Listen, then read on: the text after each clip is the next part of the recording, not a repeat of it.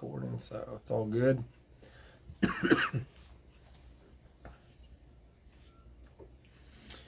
All right, so you can give us the countdown here. All right. Ready? In 3, 2, and 1.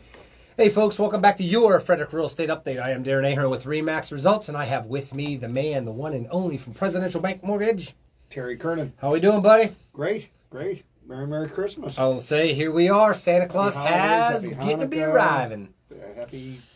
Happy everything. All of it. You know what present I got for myself this year, T? What'd you get? The thing I've been wanting for so long. A cigarette boat?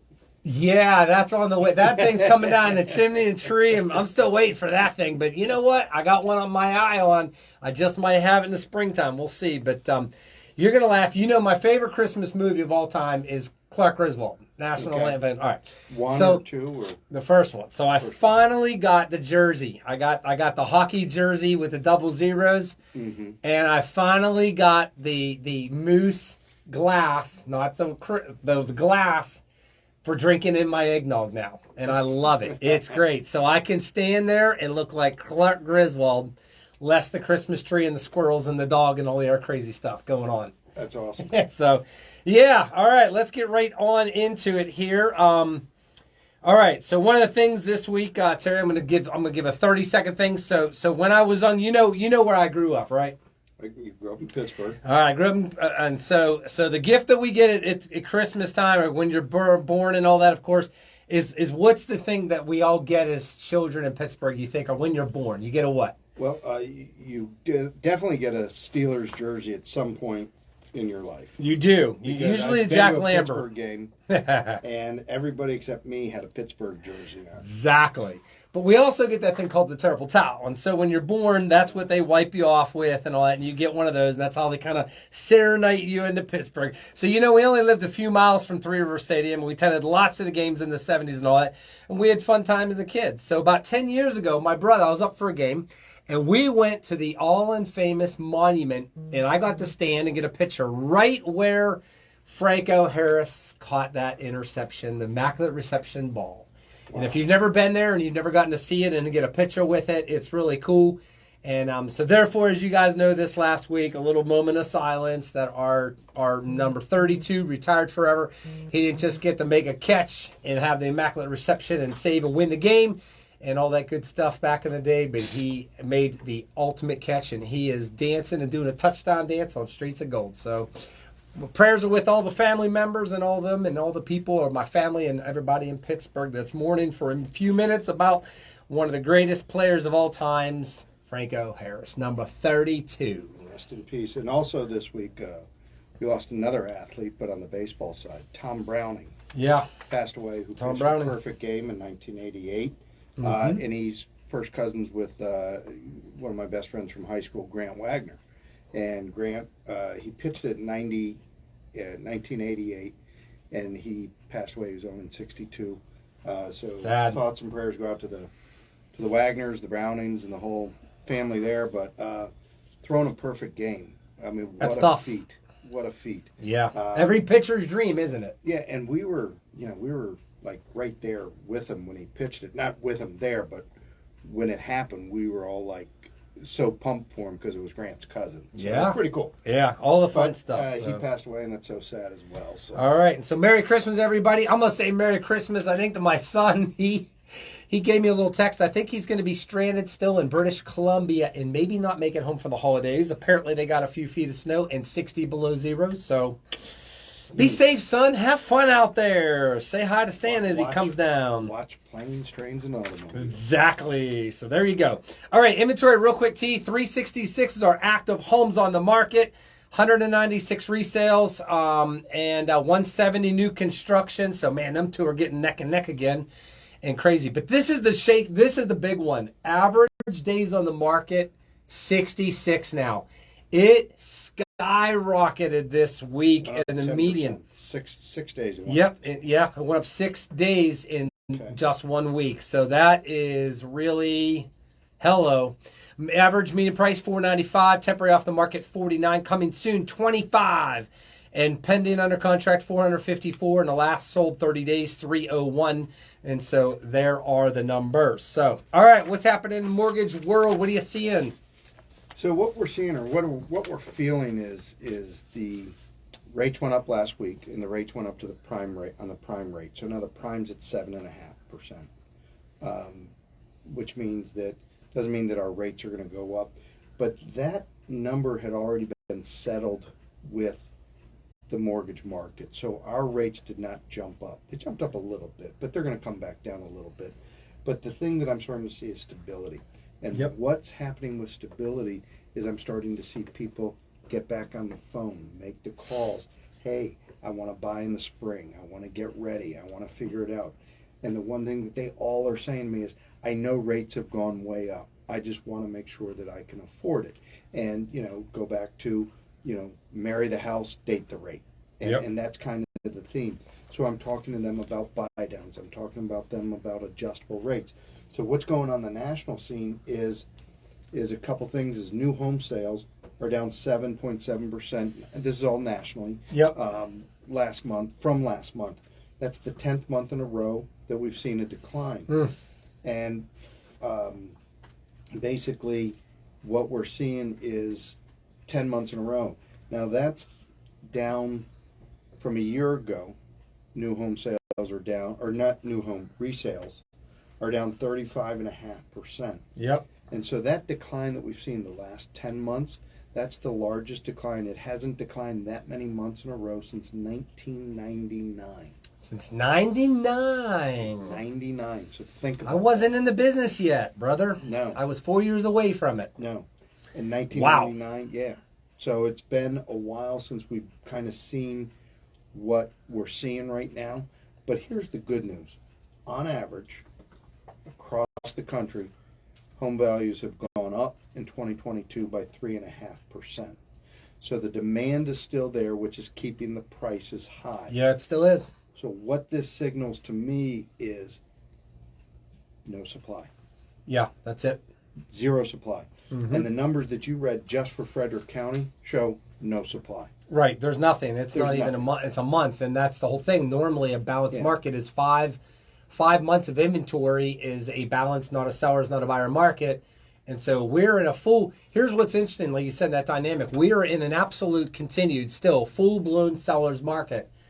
The problem is the buyer demand is the affordability has really affected everything to the degree that we are starting to see about 57% of all listings that are for sale right now, active homes for sale, they have made a price adjustment. And in due time here, the few that I have that's coming up before we hit spring market, whatever that looks like, may need to make a little bit of a tweak and adjustment as well to stay ahead of the curve rather than get behind the 8-ball, which is the worst position to be in. Absolutely. So the next thing I just want to touch on is kind of give you an idea of who's out there buying, like what's going on. Yeah, who are the buyers? Who are the buyers? 28% of the buyers are first-time home buyers. Yep. Those were the people in the bleachers during like the last 3 years of the craziness. They were not able to buy. It was very hard for first-time home buyers to get their contract accepted. So what we're seeing is that number is increasing. Okay? Yes, so absolutely. we're at 28% right now. This is nationwide. This isn't Frederick County, but that mirrors pretty much what we're looking at. I think we're probably close. You know which first-time apps. Yes. So we're starting to see more and more first-time home buyers able to win the contract. And what that basically means is that, less money's required down. Sometimes you got a ding, whatever the case may be. A first-time home buyer, has grant money and all that. So all that money's there for you in the spring. I'm getting a lot of calls from first-time home buyers, and that's basically what we're taking a look at. FHA, VA, okay?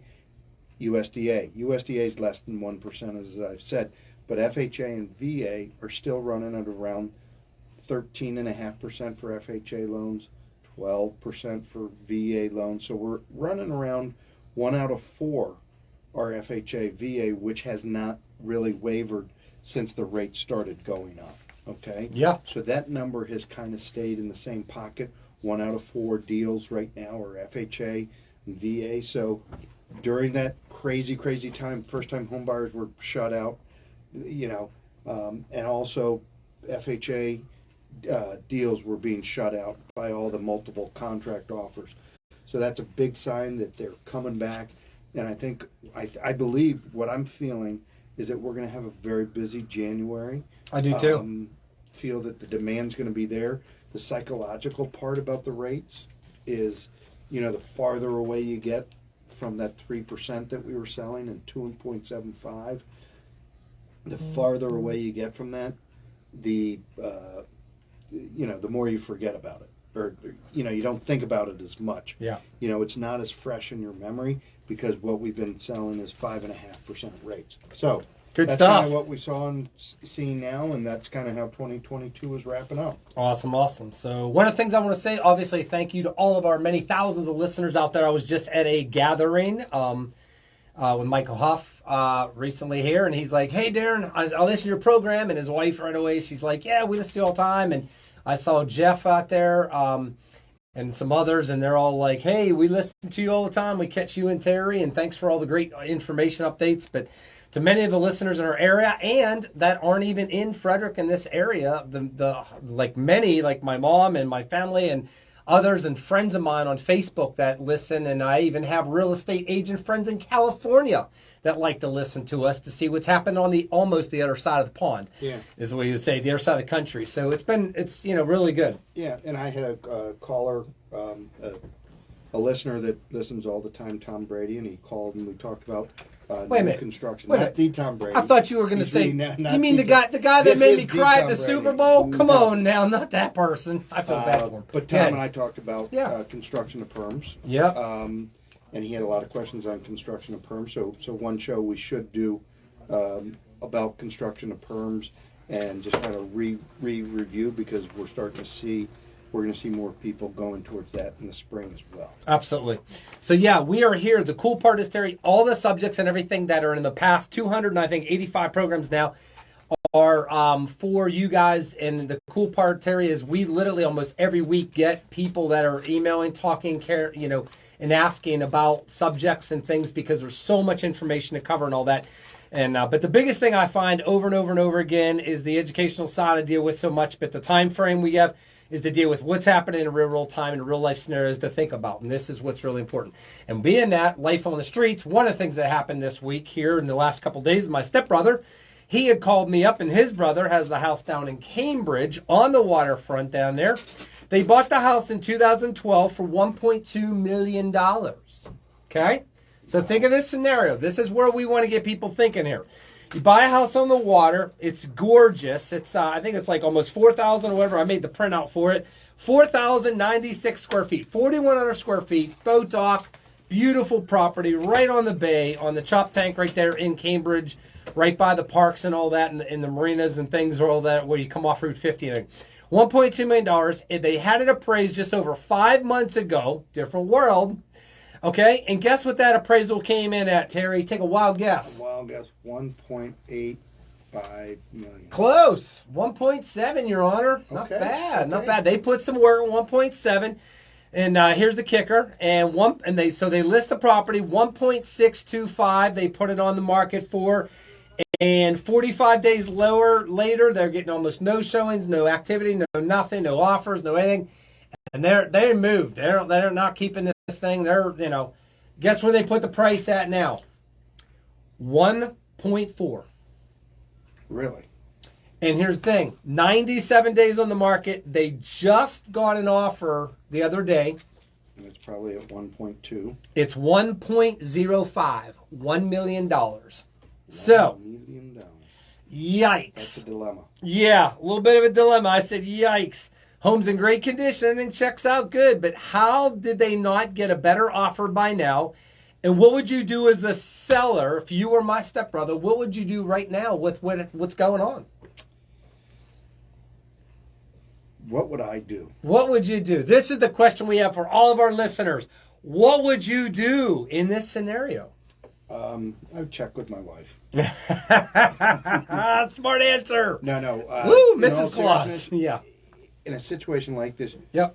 you have to decide whether you have the money to carry it, and is it all about pride or is it about the market? Because he knows that that 14 months ago he probably could have gotten 1.7 or 1.5 or A year ago, maybe. Yeah, probably 1.5. I don't know. So is the appraiser wrong? Is the crazy market? No. So what would you do? What would you do? I would definitely. That's a conversation with you and your wife or spouse or significant other. If you have a partner in the deal, you got to discuss it, and you got to figure out how long you can carry it, and then you also got to figure out where do I separate my heart from my pride, kind of thing. Realist to, I mean, part of me would say, hey, hang on till the spring market because things are going to get heated back up. Right. And it's easier to sell a waterfront home in February, March than it is to sell one in November, December. Right. So here's the deal. He's got an offer for just over $1 million, $1,050,000. Obviously, that would be a tremendous deal and a steal. I don't know if it's an investor. I don't know any of that. But this is what my gut says, Terry. I kind of follow along that. This is my gut. I would counter. You got to counter offer back. Right. You counter offer back. I would come back at the 1.35 mil and see what they do. Okay. Now, two choices. Let's say they deny it. They don't come to an agreement. Buyer's gone. You're not even going to get 1.35 at this point in time. Two decisions you have to do. Do you just rip off the Band-Aid a little bit and you just say, look, I'm going to put it at 1.25. I'm going to try to get multiple offers or an offer at that and call it a day. Or do you temporarily take it off the market, which, by the way, that rule doesn't work no more about the days on market after 60 days. It looks like it's brand new out there and anything like that. That's not going to happen anymore. That's gone. That's done. Or do you absolutely take it off the market, wait until about, say, March, okay? Wait till March, end of March, and then put it back on the market at probably 1.35 and then call it and see where the market is and what's happened at that point. Yeah. So that's something they need to decide, but what a dilemma. But you definitely got to counter at 1.25 or above. That's what I'm thinking. Yeah, and that's what I told him. I said, that's probably a thing to do. So we'll see how this shakes out. But this is not just this one scenario, guys. The reason why I'm bringing this up is because we're starting to see this more and more and more with the adjustment of the market right now, of the changes of where's buyers' minds at. And that's what this is really all about. So what's happened is we're having the least amount of showings during the all time of the year. Right now, this is the slowest time to have showings. And then the buyer demand, they're inside of a Christmas tree and wrapping paper and security lines at airports right now, of course. But demand we know is going to pick up after after that ball drops and Eddie, from my favorite National Lampoons jumps back in his RV and takes his family wherever. The buyers that I'm working with, here's the deal. They're wanting to offer. I just showed a home up in Ortana, PA, a nice farmette, 17 acres. And we're looking at a price tag of $650, okay? My people are paying cash. These are cash buyers. And when we looked at the comparables, I spent literally, Terry, 2 hours doing my research and due diligence. And there is so much evidence that proves that this house is emphatically at least $100,000 overpriced. Okay. So my people were willing to come in cash, $100,000 less at $550 and purchase it. And had a great discussion with the other agent. She sent me their information. Back and forth, the whole 9 yards, and I'm afraid at the end of the day, unfortunately for these sellers, to probably be holding on to this property. And the property's already been on the market for 3.5 months. That is a big, big deal. And they've only come down $25,000 from where they originally started at like $675. So is the feel that the sellers don't want to move off the price? Yeah, exactly. And it's vacant, they're gone. So sometimes, there's the thing. I think what we're learning right now with sellers, with the market, what's coming up is it's going to be very, very simple. The grayness is going to be gone very quick. You're either going to do this correct right away and get the most money you can get, or you're going to dig your heels in and you're going to be acting like we're in 2000, the mindset of, say, 2007, 8, and 9, and you are going to take less later. It's just that simple. You want more now or less later? That's an easy conversation. And there's a plan to be able to have that happen. And those that understand what's changing in our economy, our world, and everything else, This is not the same as a year ago, and we may never see that for maybe 10 more years. Who knows? Or 2 years. Yeah, it could be a long Next time. presidential election year when the rates come down. Yeah, and that's what I want to talk about, where that could be. The buyers I'm working with, that's the thing. They're looking to offer about 10%, I'm finding. I have a few other buyers, and they're kind of, and that's about the number I'm seeing, that if there's no other offers, they want to offer about 10%, or they want to come down a little bit in price and get some closing costs, 3, 4, 5% in closing assistance as well. So we're seeing a mixed hybrid of that mindset. I don't have anybody that is looking at a property right now, or hasn't been in probably 4 months, that said, wow, that is a really good deal. It's the exact thing, Darren, we've been waiting to find. It's a golden goose egg because there's no inventory. So let's offer above the asking price because I know this is a great deal, even if I get it at price. Okay. So yeah, we're not seeing that. And the only other one I had in PA 2 weeks ago, we got on our contract, was at that price. And they did have another offer in place, but we got it at the list price because it was already at the height based on the data and everything. It was already priced at the top. So, and they put down so much money, they put down 50% on this house, where the other thing that happened is, a lender you'll appreciate, they waived the appraisal. Didn't even do one. They didn't even do an appraisal. Wow. They came back the next day and said, no appraisal, it's not needed. They put 50% down. We don't even look at that. We don't even worry about that. So if you want to talk about that, how often do you find that an underwriter comes back and says, the buyer's putting down so much money that we don't need to do an appraisal, we're not worried about it? So let's. How does that work? How's that work? I thought that'd be an interesting thought. So it's called a. Is that a desktop appraisal, or how do they do it? PIW. A PIW. Here we go. PIW. All right. So let me tell you what a PIW is. So there's 2 underwriting engines that we use: Fannie Mae and Freddie Mac. Right? Mm-hmm. Desktop underwriter. Right. Is Fannie Mae. Okay. DU. LP is loan prospector, and that's Freddie Mac. We upload our loans into one of the 2. And depending on what type. Depending on what type. Okay. Depending, like a self-employed person, we're usually going to go LP because they're kinder, gentler. You don't need as much.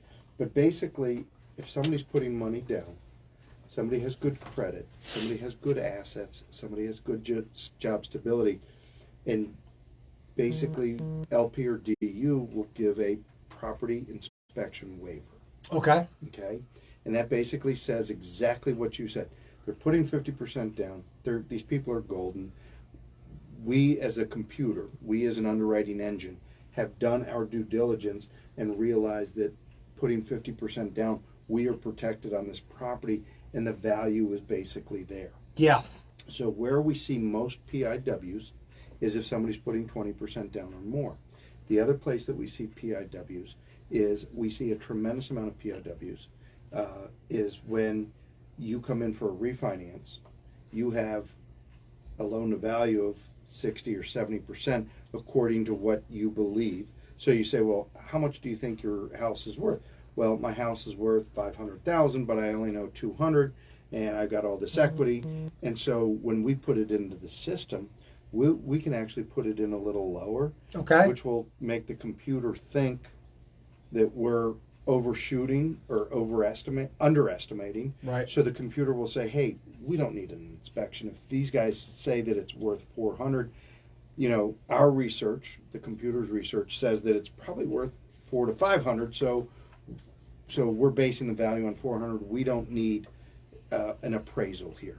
Yeah. So we see it a lot with rate and term refinances. We don't see it as much with cash out refinances, and we do see it with purchases where somebody's usually putting 20% down or more, and the computer feels comfortable with the whole loan top to bottom. So it is very common, and as the future goes and as the computers get smarter and smarter and smarter, then we will need appraisals less and less, in my opinion. That's where things are going. Wow. Yes. Isn't that cool? It's funny. I think this is one of those subjects I don't even know if we've ever discussed. Like, under what guidelines would an appraisal not even be needed whatsoever in the purchase of a home? Yeah, so an underwriter can't look at the findings from DU, and if DU says no PIW, the underwriter can't say, well, this is such a good loan, I'm going to override that. They can't do that. What the underwriter does is the underwriter submits the loan, gets the findings, looks at the findings, and then goes through the findings to make sure that, whether an inspection is needed, what type of documentation for income, what type of documentation for assets, things like that. And the underwriter is verifying and comparing and making sure that everything matches up. That's it. To what the findings say from the underwriting engine. Yeah. So obviously the selling agent, the listing agent, the listing agent on our side was pretty surprised. Like, oh wow, that's really cool. You guys aren't even going to be doing an appraisal. It's like, nope, don't need it. So that's the kind of ones I want to list. I want to get buyers that are putting 50% or 25 or whatever down. Those are the easier ones in that regard. Well, I had one recently that on the water, Annapolis, 2.4 million, multiple offers, and this was only 3 months ago. Wow. Offers, and you had a $600,000 loan. So they won it, but they overshot the list price, and they got a PIW, and the borrower said, I want the appraisal. I want to see. Okay, then. And the appraisal came in fine. Yep. Came in fine. They didn't overpay, but so that's their right. That's their right to want the appraisal. Oh, that's good to know. I didn't know. I guess so. They want to pay it. You want to get it. You can do it. But it's not going to affect your ability with a loan or anything else in that regard, and that's a big thing. So, all right, we got 2 minutes left. The sellers, this is the thing, waiting for that spring market. For some people, Terry, we've talked January 2nd is the day, right, when we think the spring market. It just seems like that's when we start to see the momentum pick up. And other sellers, Terry, think that the spring market is until the grass turns green, the flowers are in full bloom, which, as you know, traditionally I have always said you are a little bit late to the party. But if the Fed can lower these rates back down to 3%, even if it was in April or May, yes, we are going to have a good time and all that kind of stuff like that. So here's what NAR, National Association of Realtors, predicts as we go into 2023, and people want to know this, that most places in the U.S. will see values level off or have a slight increase of 2 to 3%, and for very likely to hold true in places where sale prices are under the average, like where our rental market floor, we call it the rental floor is. I think those price points, wherever they look in whatever area that is, those are always going to pretty much go up in value for the most part, okay? It's very rare that we see a place go down in value, say in our area, I would say like 250,000 under. Let me tell you what, if we see that market starts to lose values, we have a really bigger problem on our hands and all that. But anything can happen out there. But I've always said that I think that we're going to hit a pretty hard, I'm starting to lean towards more of a flat market, split market for 2023. And I think less than most homes are going to probably see price increase next year in general, since we live in a pretty higher area. So, hey, Merry Christmas, Happy New Year's. Terry and I are going to be back soon. We cannot wait to hear from you about what questions, cares, thoughts, and concerns about what you have for 2023. Happy buying and selling, and we're always here for you. Take care now.